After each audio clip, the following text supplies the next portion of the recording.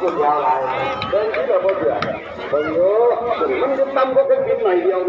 อดเทวดากำลังขึ้นฐานครับมาแล้วครับเลยนะครับเลยบาทเลยบาทปลอดภัยครับทางปลอดภัยทางขาวแจ่มๆกำลังจะเคลื่อนไป20 พัน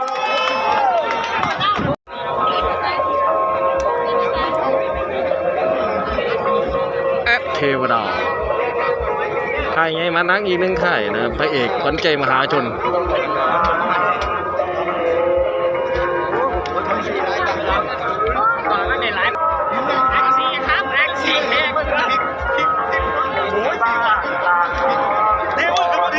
ครับคนดีลูกก็รอนั่นแหละว่าไม้ไผ่ผู้ภาคของไฟน้อยนะครับ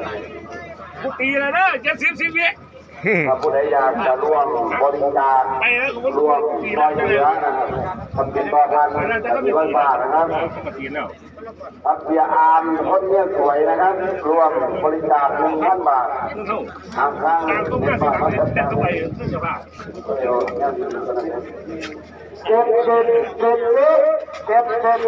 กแอปเทวดา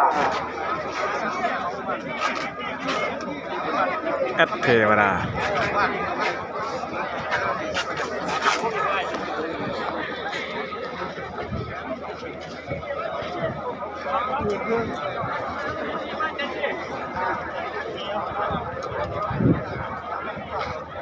70-20คือเลขกำกับ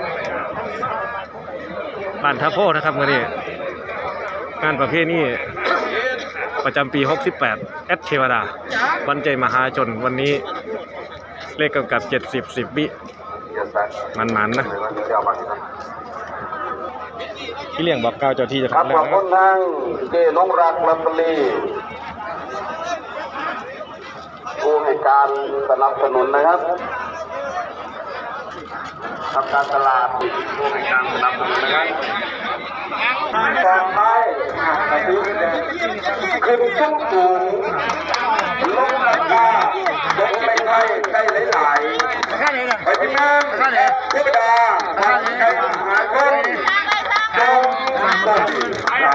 สียผมเหนื่อยมันหาพันเลยเร็วขอดีสร้างเพื่อนเดี๋ยวนี้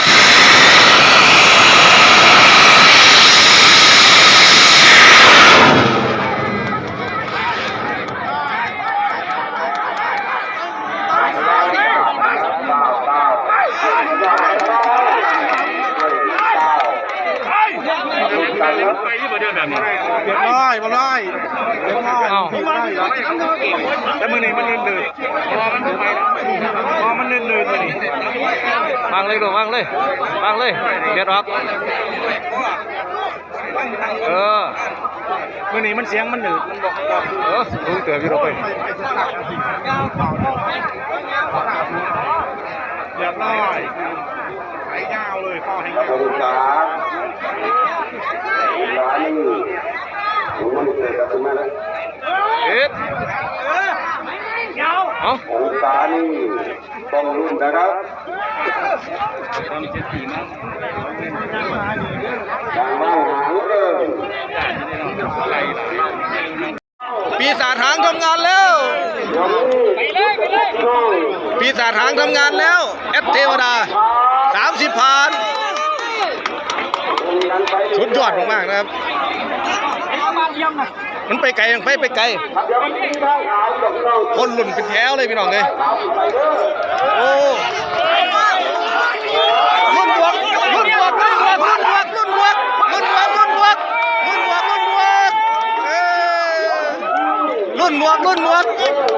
วกไปเลยครับรุ่นบวกไปเลย420-30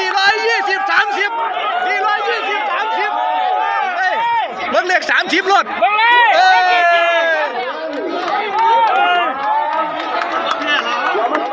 20ไปหา30บอกไป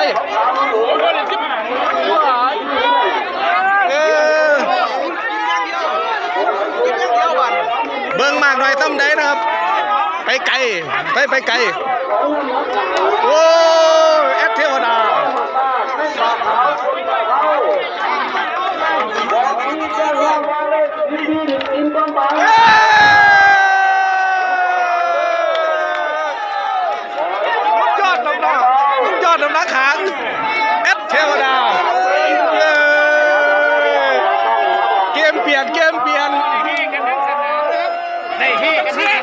ามลงมา ตึ้ง ตึ้งพี่น้องครับตัวไผ่หมานมัน400